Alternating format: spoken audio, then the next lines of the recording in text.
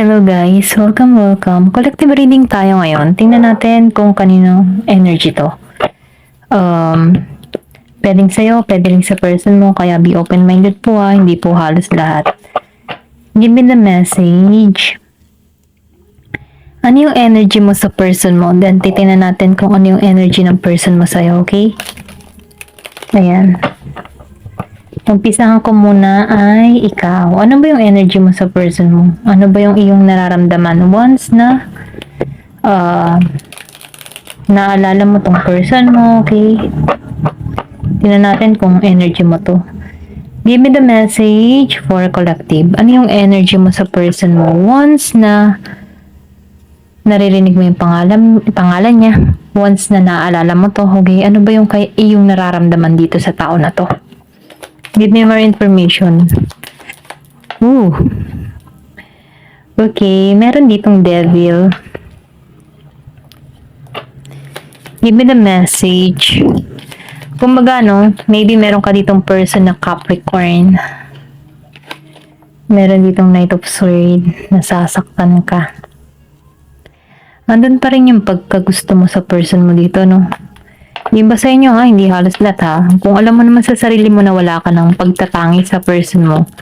Okay, kasi iba-iba naman kayo ng energy dito. Meron ditong gusto pa rin yung person nila. Okay, kasi kumbaga gustong-gusto pa rin. And then meron namang hindi na. Ayan. So, meron ditong King of Wands. Ano ba yung energy mo sa person mo? Ano yung iyong nararamdaman sa person mo? May pagka-aggressive ka, no?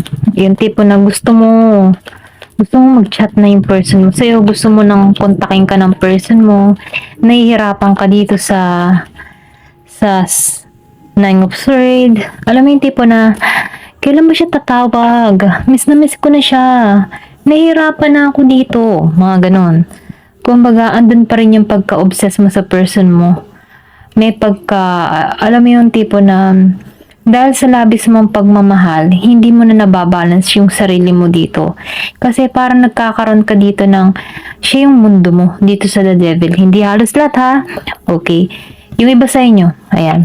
Meron ditong Capricorn, Gemini, Aquarius, and Libra. And Aries, Leo, Sagittarius. Okay, ito lang yung nakita ko.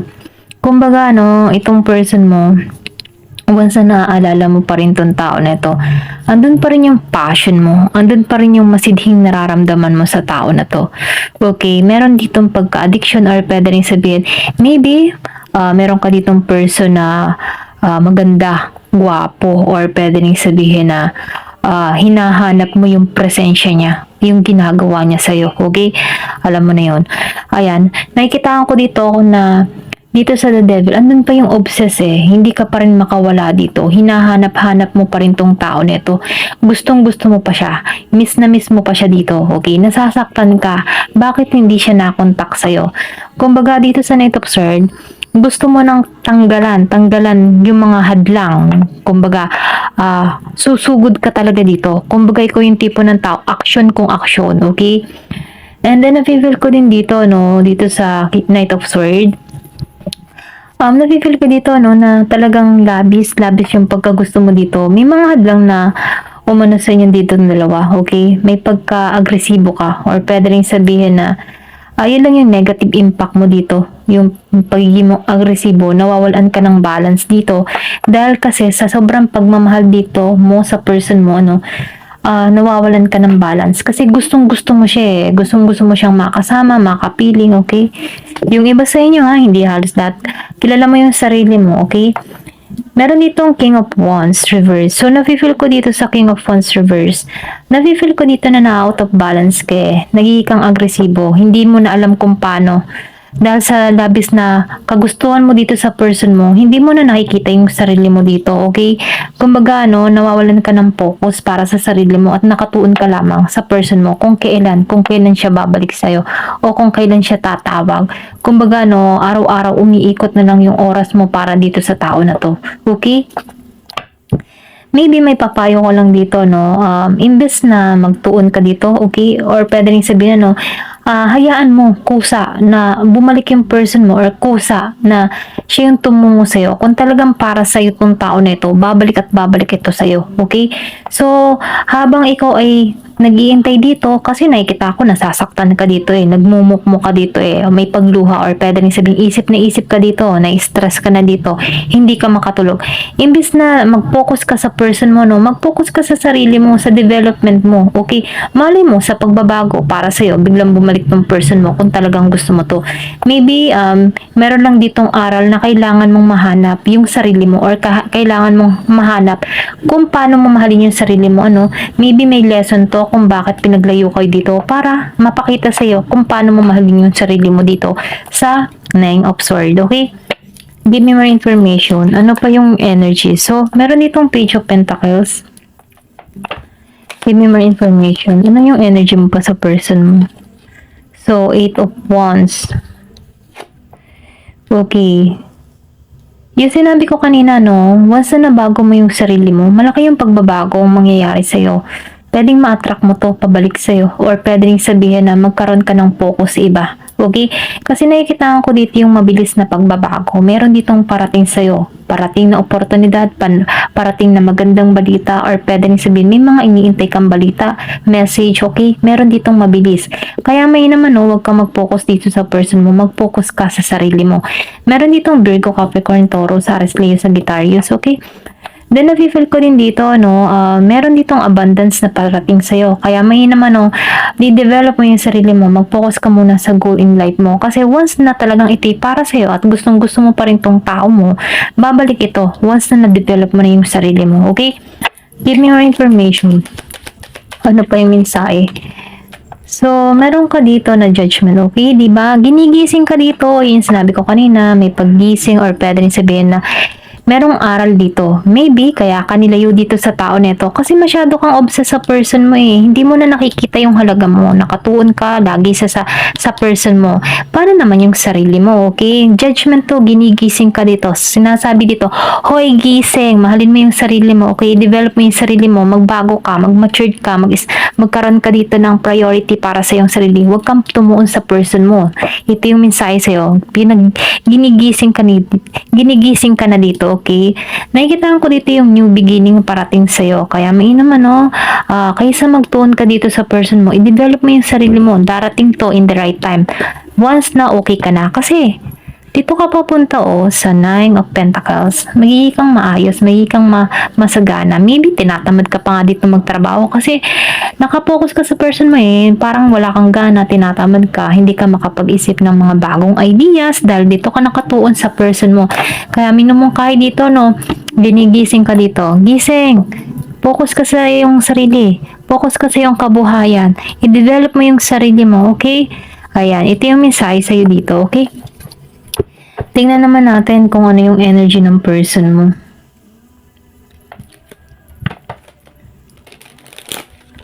Tingnan natin dito sa isang card.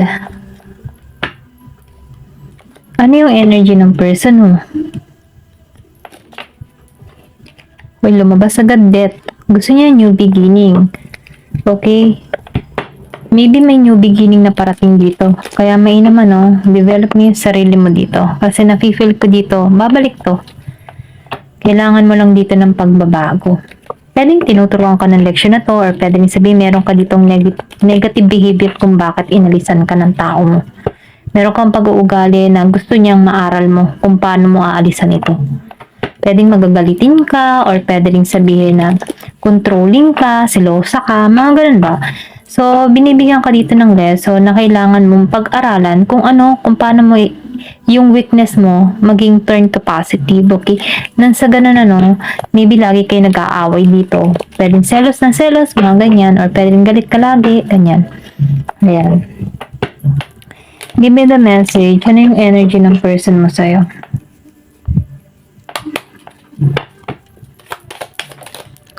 The lover. Mahal ka niya. Mahal ka ng person mo, di ba? So, nafe-feel ko dito, no, binibigyan ka lang dito ng lesson kasi meron ka ditong ugali na hindi niya nagugustuhan. Pwedeng sa ugali mo, pwedeng controlling ka, silosa ka, magagalitin ka, or pwede rin sa bintang ka ng bintang. So, itong tao na ito, binibigyan ka ng lesson kung ano man yung naging dahilan ng pagkaawa niyo dito or pagkakawala-wala ninyong dalawa, no. Nafe-feel ko dito na umalis muna siya, nagpahinga muna tong tao na ito, pero andun pa rin yung pagmamahal ng tao na ito. Gusto ng tao mo na ma-develop mo yung sarili mo, malaman mo kung ano yung pagkakamali mo dito, okay? Then dito, no, sa The Lover, nafe-feel ko, kung madalas mo makita yung 111, 222, mahal ka ng tao nito, iniisip ka nito, okay? Sumisimbolo din to ng romansa. Andun pa rin yung mainit na nararamdaman ng person mo sa'yo. Kung may ganun ka pa rin romansa sa person mo, pareho lang kayo, okay? Meron ditong death, so nafe-feel ko dito yung new beginning. Gusto ng person mo na magsimula muli kayo dito. Gusto nito ng pagbabago. Gusto na nitong i-let go kung ano man yung mga hidwaan ninyong dalawa. Kung ano man yung galit or kung ano man yung mga sama ng loob ninyo. Gusto na nitong magbago. Gusto nitong magkaroon dito ng mas malalim na connection or pwede rin sabihin na matured. Matured na sa bawat isa. Ayan. Give me more information. So, the Fool. So, nakikita ko dito, no, nagugustuhan ka ng person mo kasi inosente ka or pwede rin sabihin na meron ka dito masayahing ugali. Kaya lang, sa pagiging mong masayahin dito, hindi mo na, meron ka din dito mga negative impact or negative attitude na kung saan hindi nagugusto ng person mo, na gusto ng person mo na makita mo kung ano yung pagkakamali din para sa'yo. Okay? Meron ditong Year of the Dog. Ayan. Give me more information. So, meron ditong The Hermit. So, nakikitaan ko dito, no, malungkot ng person mo kasi umalis siya. Akala mo ba sa pag-alis niya dito, masaya siya? Hindi siya masaya. Okay? Malungkot to. Malungkot ng person mo. Okay? Kumbaga, excuse me. Feeling lost din tong tao mo. Okay? Yung pagkakawala ninyo. Hindi rin siya naging masaya dito. Ito na yung nakita ko. Tingnan pa natin. Give me more information. Oh. Justice. Meron ditong justice. So, nakikitaan ko dito, no, meron ditong balance na parating. Na-feel ko dito, nagkakaroon to ng clarity. Or sabihin natin, na nagkakaroon to ng kaliwanagan. Okay? Yung pagkakalayo niya dito, no, na-feel ko dito na nagkaroon to ng balance, nagiging ng malinaw para sa kanyang lahat. Okay? Kumbaga, nakikitaan ko din dito, yung ginawa niya din sa'yo, naging epekto din niya. Na-receive niya din yung effect. Kasi, ito yung justice niya dito eh. Okay? Ito yung justice. Naging siyang malungkot dahil sa ginawa din sa'yo. Ito na yung nafe-feel ko. Give me more information. So, Two of Swords. So, nakikita ko rito, no, yung decision na ginawa niya para lumayo sa'yo, mahirap din sa kanya. Nafe-feel ko dito na para siyang na-stuck sa gitna, okay? Yung tipo na hindi niya alam kung alin yung tatahakin niya. Gumawa siya ng mga desisyon dito para din sa'yo, okay? Kung bakit siya umalis dito.